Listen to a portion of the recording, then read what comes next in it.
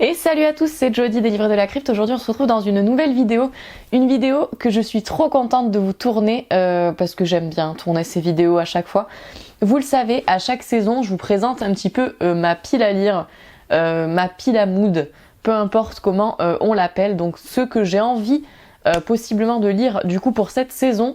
Donc là je vais vous présenter ma petite pile à lire de l'automne. Évidemment, comme dernièrement, je vous ai présenté ma pile à lire pour le Pumpkin Autumn Challenge, je ne vais pas vous remontrer les livres que je souhaite lire durant ce challenge, puisque sinon redites et puis ce n'est pas nécessaire. Je vais vous montrer les autres livres du coup que j'ai envie de lire cet automne. On va commencer de ce pas, je vais vous montrer un petit peu le mood de cette saison. Premier livre que j'ai envie de lire cet automne, alors je vous le montre à l'envers, c'est le tome 5 de la saga Blackwater, La Fortune. Je ne vous ai pas encore parlé du tome 4, mais je l'ai lu dernièrement et je vais vous en parler très prochainement. Donc j'ai très hâte de lire la suite de cette saga, tout simplement pour ceux qui ne connaissent pas la saga. Elle a fait grand bruit dernièrement, que ce soit sur Instagram ou sur les réseaux en général. C'est une saga dans laquelle on va suivre en fait la petite ville de Perdido. Dans cette petite ville, il y a une famille très riche qui est la famille Casquet et qui va voir l'apparition d'une jeune femme qui s'appelle Elinor et qui va tout simplement arriver dans leur vie et semer un petit peu la pagaille durant ce contexte d'ailleurs d'inondation. Voilà un petit peu pour le résumé. C'est une saga fantastique, très étrange. Très atmosphérique. Voilà, une saga familiale, atmosphérique et fantastique que je vous conseille si vous ne la connaissez pas encore. En tout cas, j'ai hâte de découvrir la suite. Et mon objectif pour cet automne, si je ne termine pas la saga, bien sûr, c'est au moins de lire le tome 5, quoi. Donc je continue sur ma lancée, quoi. Ensuite, j'ai envie, durant cet automne, de continuer ma découverte des Clive Barker. J'aime beaucoup l'œuvre de Clive Barker. Avec Barker, c'est qui tout double. Soit j'adore, soit j'aime pas du tout. Je sais que le jeu de la damnation, j'avais pas trop accroché, alors que dernièrement j'ai lu Cold Heart Canyon, que j'ai adoré. Donc Clive Barker, c'est un peu qui tout double avec moi. Mais en tout cas, j'ai très envie de découvrir la suite de son œuvre puisqu'il traite de thèmes qui me plaisent énormément et que quand en plus les Barker sont des coups de cœur, ce sont des énormes coups de cœur. Donc j'ai envie de lire un Barker cet automne. Je ne sais pas encore lequel, mais parmi ceux qui se trouvent dans ma pile à lire, donc ce sera soit Le Royaume des Devins. J'avais essayé de le commencer il y a peu celui-là, mais j'étais pas dans le mood. Du coup, j'avais laissé tomber et je le reprendrai une autre fois. Quand t'es pas dans le mood de lire un livre, de toute façon, il faut pas te lancer. Dans Le Royaume des Devins, on est sur une histoire très étrange avec des oiseaux qui se rassemblent par milliers au-dessus d'une petite maison. Est-ce que ce serait un présage d'une perturbation magnétique ? Voilà, donc on est dans une histoire vraiment... là encore, fantastique avec un autre monde, de toute évidence. Ça me plaît beaucoup, voilà, ça me plaît beaucoup. On verra ce que ça donne. Il paraît que c'est un des meilleurs Barker en plus. Le Royaume des Devins, Weave World en anglais, je crois. Et il paraît que c'est un des meilleurs. Donc, on verra bien. Autre Barker possiblement à lire cet automne, Secret Show. Dans Secret Show, je sais qu'on est dans un truc un peu bizarre avec un mec qui ouvre des courriers. Et en fait, un beau jour, il va découvrir quelque chose de très étrange dans les courriers qu'il ouvre tous les jours. Et ça va l'amener dans un autre monde. Encore une fois, voilà, on est dans du Barker. On parle d'autres mondes. Très souvent, dans les livres de Barker, on parle d'autres dimensions, d'autres mondes, d'enfer, du bien et du mal. Voilà, très souvent, ça se dessine un petit peu comme ça. Je sais pas trop de quoi on parle. En fait, c'est assez drôle parce que là, les Barker que je vous présente, c'est souvent le cas avec Barker, on sait pas trop de quoi ça parle, mais on a envie d'y aller. Mais on sait pas trop de quoi ça parle, tu vois. Parce que c'est un peu de la fantaisie, Barker, en fait. Enfin, c'est de l'horreur. C'est de l'horreur, bien sûr. C'est de l'horreur pure, d'ailleurs, parce que c'est assez trash, assez régulièrement. Mais on est presque dans de la fantaisie dans Barker. Et enfin, dernier livre, bien sûr, que j'aimerais lire de Barker cet automne. On verra, ça sera un des trois, certainement. Il s'agit ici d'Imagica. Là c'est le tome 1, je l'ai pris d'occasion, c'était aux éditions Rivage, je les trouve magnifiques avec ces œuvres de Bosch en couverture. Magnifique. Là on va parler de quelqu'un qui décide de faire assassiner sa femme et dans les bas-fonds de Londres, il va rencontrer bien plus qu'un tueur à gages. Il va rencontrer un étrange personnage au sexe indéfinissable et aux pouvoirs inouïs, capable de se métamorphoser selon le désir de ses partenaires, membre de la race des Mistifs. En l'engageant, Notre personnage principal va déclencher un engrenage démentiel et projeter Judith plus loin que la mort vers un univers dont il ne soupçonnait même pas l'existence, l'Imagica. Franchement, mais toutes les œuvres de Barker me hype à chaque fois de malade. J'ai trop hâte. Je sais même pas lequel je vais lire encore tellement je trouve que ça a l'air génial. Vous l'avez saisi, hein, à chaque fois, voilà, on parle vraiment d'un autre monde à chaque fois. Et je sais que quand je me lance dans un Barker, je vais plonger dans un autre univers complet, je serai plus là, quoi. Et ça donne grave envie. Franchement, ça donne grave envie. Donc, soit Imagica, soit Secret Show, soit Le Royaume des Devins. J'ai pas encore décidé, mais j'aimerais bien en lire un cet automne. De toute façon, j'ai envie de tout lire de Barker. Donc, c'est l'objectif. Autre livre que j'ai envie de lire cet automne. Là aussi, on continue l'approfondissement de la connaissance de l'œuvre d'une autrice qui n'est autre que Case Koja. J'ai envie de lire Corps outragé. Dans Corps outragé, on va parler de Tess et de Bibi. Entre Tess et Bibi, voilà, on a une sorte de connexion qui se fait. On a une sculpteuse et une danseuse. Et en fait, elles vont s'entraîner au-delà de leurs limites dans des shows très étranges. Ça a l'air très trashouille. Hein. Ça a l'air très trashouille. Ça a l'air très trashouille. Je sais pas encore à quoi m'attendre. On est dans une relation très étrange entre deux femmes qui vont s'entraîner quelque part dans quelque chose de très sombre. Je sais pas trop à quoi m'attendre franchement, mais ça donne envie. L'œuvre de Case Koja là aussi c'est pareil, mais encore plus accentué que pour Barker, parce que Barker, je crois qu'il y a que le jeu de la damnation pour l'instant auquel j'ai pas accroché à Barker. Sinon tout le reste j'ai adoré. Ici Case Koja c'est plus mitigé. C'est plus mitigé. Il y a des romans que j'ai adoré comme Brèche vers l'enfer. Et des romans qui m'ont laissé un petit peu plus sur ma faim. Donc là, j'attends de voir pourquoi outrager, ce que ça va donner. Mais je vous avais dit de toute façon que j'avais envie de découvrir toutes les œuvres de Case Koja dont on parle beaucoup, surtout dans la sphère booktube anglophone. Voilà, c'est une plume de l'horreur qui est assez importante pour que j'ai envie de découvrir tout ce qu'elle a fait. Un autre classique de l'horreur, voilà pour cet automne, vous l'avez compris, comme on est vachement mood octobre, Halloween, un petit peu ce délire-là, j'avais envie de me lancer un petit peu dans des classicos. Vous voyez, des classicos. Parce que les classicos, t'auras envie de les lire en octobre, parce que clairement, on est dans ce mood-là. Donc, Miso Soup de Ryu Murakami. Et évidemment, Miso Soup, c'est un énorme classique de la littérature d'horreur et de la littérature inquiétante. Nous allons parler de Kenji, c'est un jeune japonais de 20 ans, et en fait, il guide des touristes dans le célèbre quartier louche de Kabukicho à Tokyo. Et il va rencontrer Frank, un client, avec lesquels il va parcourir durant 2 nuits les lieux de plaisir de Shinjuku. Et en fait, il va passer 3 nuits de terreur auprès d'un meurtrier. Voilà, donc une histoire vraiment glauquissime, très étrange, dont j'entends énormément parler, hein. Là on est vraiment dans du classique de l'horreur. À voir ce que ça donne, franchement. D'ailleurs, là encore, hein, je vous le dis à chaque fois, ça doit vous barber, mais dites-moi ce que vous avez pensé des œuvres que je vous présente ici dans ma pile à lire de l'automne, si vous les connaissez déjà, parce que clairement, pour moi, ça me fait toujours une petite indication. Donc si vous connaissez déjà les œuvres là que je vous présente, que j'ai envie de lire cet automne, dites-moi, parce que ça m'intéresse de voir un petit peu ce que vous en avez pensé.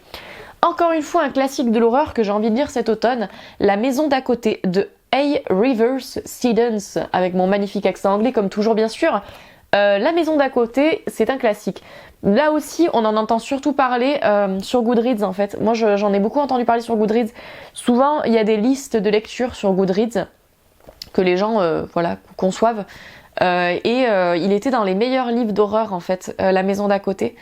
C'est un livre très particulier, on nous parle d'un chef-d'œuvre de l'architecture contemporaine, une maison de rêve, et pourtant tous ceux qui vont y vivre sont frappés par le malheur, la folie ou la mort. Pour les voisins d'à côté, témoins privilégiés mais impuissants de ces drames, il n'y a pas de doute, cette demeure maléfique est vivante. Pire, avec chaque accident, son pouvoir ne fait que croître et ils savent bien qu'ils risquent d'en être les prochaines victimes. Une maison un petit peu maléfique. Moi, c'est les histoires de maisons maléfiques, très souvent, c'est des histoires que j'aime bien lire quand même durant la période de l'automne ou de l'hiver. Donc, à voir. C'est un livre en plus qui est tout petit. Franchement, ça va pas me prendre grand temps, je pense. Je pense que je vais le bouffer assez vite cet automne, ce livre-ci. Mais c'est un livre qui me fait très envie. Je vous en dirai des nouvelles. Histoire de maison maléfique. Un classique de l'horreur. Je ne sais pas encore dans quoi je m'embarque, mais ça donne envie. Là encore, classique de l'horreur à lire cet automne, Les Fils des Ténèbres de Dan Simmons. J'ai lu Nuit d'été. On est dans la trilogie de Helmhaven. Donc c'est une trilogie, d'après ce que j'ai compris, qui ne se suit pas forcément, mais qui a des fils conducteurs un peu entre chaque livre. Et comme j'ai lu Nuit d'été, j'ai envie de m'attaquer au second tome de la trilogie qui n'est autre que Les Fils des Ténèbres. J'ai compris que dans cet opus-ci, nous allons parler de Kate Linneman. Elle débarque à Bucarest afin de se consacrer aux orphelins qui ont le sida. Et en fait, elle va découvrir l'étrange cas d'un bébé qui, à chaque transfusion, développe une formidable résistance à la maladie. Et elle ne se doute pas encore que le cas de ce petit bébé va l'amener en fait à s'aventurer dans les mystères d'un pays marqué par les légendes de vampires. Donc un livre qui va peut-être traiter de la thématique du vampire. Dan Simmons, j'ai été réconciliée avec lui. J'avais lu Terreur, je l'avais trouvé long, mais long. J'avais trouvé l'histoire géniale dans Terreur, mais putain qu'est-ce que c'était long. C'était très très long. Et puis finalement, avec Le Chant de Kali, Nuit d'été et tout, je me suis réconciliée avec la plume de cet auteur classique de l'épouvante. L'Échiquier du mal aussi m'a réconciliée franchement avec la plume de Dan Simmons parce que gros bébé l'Échiquier du mal, avec quelques longueurs mais pour autant qui était quand même fascinant et qui valait le coup d'être lu. Ici je pense qu'on va être encore dans une histoire de vampire, mais là vraiment dans le vampire traditionnel, contrairement à l'Échiquier du mal. J'ai hâte de découvrir ce petit livre avec ces belles pages jaunes. Bon, vous connaissez mon amour bien sûr de ces couvertures vintage et des livres d'occasion en règle générale. Encore une magnifique œuvre de Beksinski ici en couverture. C'est magnifique. Ça donne encore plus envie. Voilà, il faut pas se fier à la couverture d'un livre, mais ça donne encore plus envie. Un classique de la terreur à découvrir pour cet automne. Autre livre que j'ai envie de lire cet automne, je vous l'avais déjà présenté celui-là dans d'autres piles à lire, ça fait longtemps qu'il faut que je lise. Et puis bah voilà, vous le savez, vous me connaissez, je respecte pas forcément toujours les piles à lire. Les piles à lire que je vous présente là, on va dire si vous voulez, c'est un schéma à suivre un peu, c'est une ligne à suivre pour cet automne, mais il est pas dit que je les lise tous déjà, et il est pas dit que j'en lise pas d'autres aussi. Celui-là, c'est un livre qui traîne dans les piles à lire que je vous présente depuis un petit moment mais que j'ai pas encore lu. J'espère vraiment réussir à l'ouvrir, à le lire cet automne. Il s'agit d'Inversion de Brian Evenson. Brian Evenson, je sais que je tombe dans des trucs à chaque fois complètement barrés, mais qui sont pour autant très intéressants. J'avais adoré La Confrérie des Mutilés. Un peu moins Baby Leg, voire pas du tout Baby Leg. D'ailleurs, j'avais pas du tout accroché à Baby Leg. Et La Confrérie des Mutilés, en revanche, tordu et glauque à souhait. Dans Inversion, j'espère retrouver un petit peu cet esprit, mais je pense que ça sera le cas. On va parler d'un jeune homme. Ce jeune homme, en fait, il est orphelin de père et il a été élevé par sa mère selon les préceptes stricts de la religion mormone. Et en fait, c'est un adolescent un peu mal dans sa peau, voilà. Il est retrouvé sans connaissance sur les lieux d'un assassinat. Et en fait, on est un peu dans ce truc bizarre du style, est-ce que cet adolescent est un tueur en série? Est-ce que c'est un tueur tout court? Ou est-ce que finalement, il s'est retrouvé là par hasard?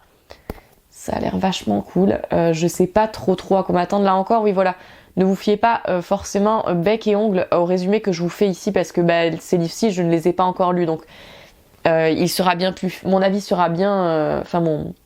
mes résumés seront bien plus fiables lorsque je vous les présenterai bien sûr en update après la lecture.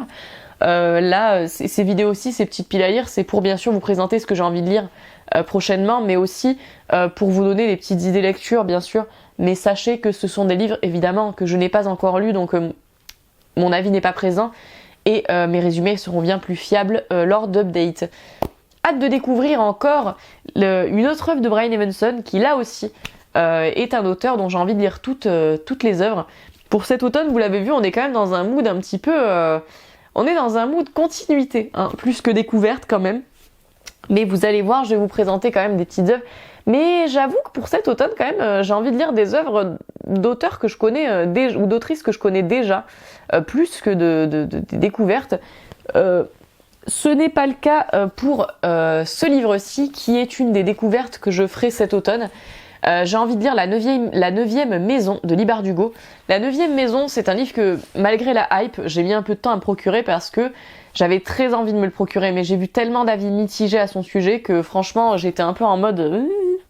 on est dans un roman fantastique qui, là encore, bien sûr, comporte un magnifique bordereau avec un mot de Stephen King qui nous dit qu'il est impossible de lâcher, comme dans bien souvent les livres fantastiques et horrifiques bien sûr. Nous sommes dans une histoire très étrange. On va parler de Alex Stern. Alex Stern, elle a vécu une adolescence chaotique et en fait, à 20 ans, elle est la seule survivante d'un horrible massacre inexpliqué. C'est sur son lit d'hôpital qu'elle se voit offrir une seconde chance, c'est-à-dire rejoindre la prestigieuse université de Yale. Elle va intégrer une maison qui s'appelle la 9e maison et qui surveille les 8 sociétés secrètes de Yale. Elle a été choisie parce qu'elle possède un pouvoir rare et mystérieux qui n'est autre que de voir les fantômes. Et nous allons suivre bien sûr ses mésaventures. Ça a l'air très très chouette. Là aussi, une lecture typique de l'automne. Pouvoir surnaturel, fantômes. Moi franchement, voilà, ça me hype pour cet automne. Je pense que c'est un livre que j'aurais très envie d'ouvrir durant cette saison. Je vous en dirai des nouvelles, je sais pas trop à quoi m'attendre. J'en ai entendu du bien, du très mauvais. Voilà, j'ai envie de le lire cet automne en plus parce que je crois que courant 2023 va sortir la suite. Je sais qu'en tout cas en anglais ça s'appellera Hellbent et ça va sortir je crois courant 2023. Je sais pas trop quand est-ce que ça va sortir en France mais bon voilà, je sais que la suite sortira bientôt. On verra bien, de toute façon je vais tenter le premier tome, si j'aime pas je continuerai pas. Ensuite, j'ai envie de lire Âme perdue de Poppy Z. Brite cet automne. Ici une histoire de vampire. J'avais lu Le Corps exquis de Poppy Z. Brite, je vous en ai parlé, un livre dégueulasse et trashouille. J'ai envie de lire Âme perdue cet automne également. On va nous parler de Nothing, adolescent rebelle et mal dans sa peau qui s'enfuit de chez ses parents à 15 ans. Sa route va croiser celle des Lost Souls, créatures étranges vêtues de noir qui boivent une liqueur au goût de sang. Et donc nous allons suivre cette fameuse épopée. Une histoire de vampire. Quoi de mieux pour cet automne? Voilà, Poppy Z. Brite, un classique. Gros classique de la littérature horrifique. Je sais pas trop à quoi m'attendre. J'ai l'impression, ça me fait toujours rire quand je lis le résumé de ce livre. Parce que je pense à... Écoutez, si vous êtes de ma génération, peut-être connaissez-vous cette tendance qui a brassé finalement notre adolescence. Ça me fait penser vachement à un truc un peu émo. Voilà, je vais peut-être me faire insulter en disant ça, je suis désolée. Mais c'est en lisant le résumé, ça me fait penser à une vibes très émo, tu vois.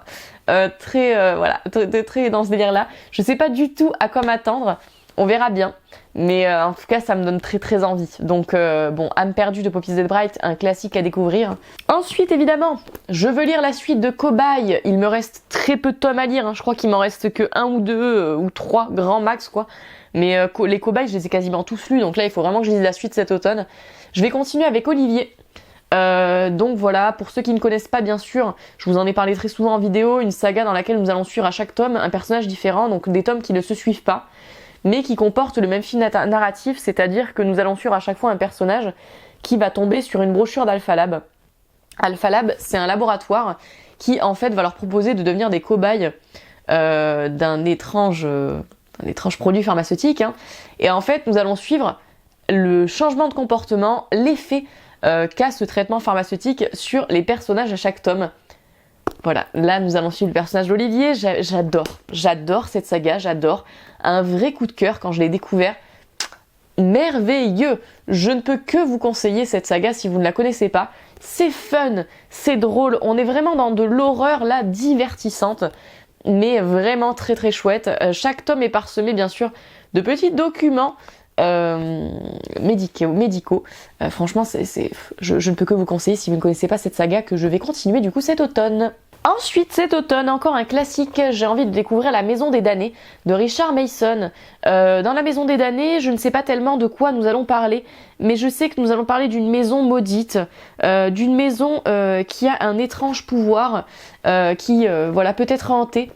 Mais Richard Mason, vous connaissez mon amour pour sa plume, bien sûr. Je trouve que ces romans sont juste extraordinaires à chaque fois, extrêmement bien construits, bien racontés. La Maison des Damnés, c'est celui que j'ai le plus tardé à découvrir parce que j'en ai vu des avis assez mitigés. Je ne sais pas si ça va être bien ou si ça ne sera pas bien. Mais en tout cas, j'ai envie de lire tout de Richard Mason, donc cette histoire de maison hantée. Voilà, je vous l'ai dit, une histoire de fantôme, maison hantée, moi je suis plus vibes automnales. L'été, un petit peu moins, j'en lis mais un petit peu moins. Donc ça sera le mood. Un auteur dont j'ai envie de découvrir la plume, là aussi un auteur classique. Substance Mort de Philippe Cadic. Philippe Cadic, c'est un auteur qui m'intrigue énormément dans la SF. J'aime bien la SF moi, et c'est un genre que j'aime à découvrir de plus en plus, bien sûr toujours dans le penchant un petit peu sombre et horrifique. Philippe Cadic, c'est une plume qui m'intéresse. Dans Substance Mort, nous allons parler d'une étrange drogue qui en fait a un effet dévastateur sur ceux qui la prennent. On va suivre un drogué, on va suivre un génie de la chimie capable bien sûr de créer cette drogue, et nous allons suivre quelqu'un qui travaille pour la brigade des stupes. C'est une drogue qui s'appelle Substance Mort et qui donc détruit l'identité de ceux qui la prennent. Ça a l'air très dark, la couverture elle est extraordinaire de ces éditions de Noël. Voilà, un livre de SF que j'ai très hâte de découvrir et dont je vous dirai des nouvelles bien sûr après la lecture.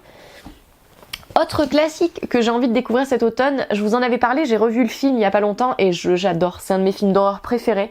Vous voyez, c'est un peu le film d'horreur, j'aime bien le re-regarder, c'est un petit cocon, c'est mon petit truc douillet, et j'ai envie de lire le livre cet automne. C'est Christine de Stephen King. Christine, bien sûr, où nous allons parler de l'histoire de Arnie. Arnie, c'est un peu un loser dans son lycée. Voilà, il est pas hyper beau gosse, il a pas trop de succès auprès des filles, et puis voilà, on se moque un petit peu de lui. Et Arnie, il va se voir offrir une magnifique voiture, une sublime petite voiture, mais pas n'importe quelle voiture, puisque cette voiture va avoir des pouvoirs très particuliers, elle va même avoir sa propre conscience, sa propre personnalité, et va alors se dérouler des crimes absolument horribles. C'est juste génial, j'ai trop hâte de lire le livre du film que j'adore. Voilà, l'histoire d'une voiture maléfique. C'est un Stephen King. J'ai adoré le film. Là, vraiment, je sais que quand je vais me lancer dans le livre, je me lancerai dans une valeur plutôt sûre, quoi. J'ai pas tellement peur de ce que je vais avoir. Je sais que je vais kiffer, donc voilà. Ensuite, nous sommes dans une découverte. Là aussi, j'ai envie de lire Les Muses de Alex Michael Leeds ou Michael Leeds. Un livre dont j'ai beaucoup entendu parler, là encore, sur le booktube anglophone, mais également sur Goodreads. On va parler, on est dans de la Dark Academy, c'est-à-dire dans cet aspect un petit peu du maître d'illusion de Bunny, dont je vous ai parlé dernièrement, c'est-à-dire une horreur qui va se passer sur les bancs de la fac, quelque part. On va parler de Mariana. Elle est londonienne, d'origine grecque, elle est psychothérapeute. Elle se remet à peine de la noyade de son mari et sa nièce Zoé en fait l'appelle au secours. C'est-à-dire qu'une jeune femme de sa promotion a été assassinée sur leur campus. Mariana, elle va débarquer pour soutenir sa nièce bien sûr, et elle va mener sa propre enquête. Et elle va bien sûr quelque part porter ses accusations sur un séduisant prof qui n'est autre que Edward Fosca, prof de grec ancien. Et elle va découvrir que ce prof entretient de mystérieuses relations avec un groupe d'étudiantes qu'il appelle les Muses. Ça a l'air trop cool. Ça a l'air trop cool. Dark Academy, histoire de profs chelous, groupe d'étudiantes qui sont prêtes à tout pour faire ce que leur ordonne leur professeur. Moi, ça me hype de fou. Un thriller qui a l'air super. Je vous en dirai des nouvelles. Ensuite, là aussi, grosses vibes automnales. Un auteur que je connais déjà. Il s'agit de Max Brooks. J'ai envie de lire Dévolution cet automne. Je le connais déjà pour World War Z, que j'avais beaucoup aimé. C'était un récit de zombies, mais qui était écrit d'une manière tellement différente et novatrice que ça en était juste extraordinaire. Et là, j'ai envie de lire Dévolution. Dans Dévolution, on va s'attaquer à un autre thème qui est quand même un gros morceau. Max Brooks n'a pas peur de s'attaquer à des classiques à chaque fois de la mythologie quelque part horrifique. Ici, on va parler du Bigfoot. Nous sommes dans un journal intime.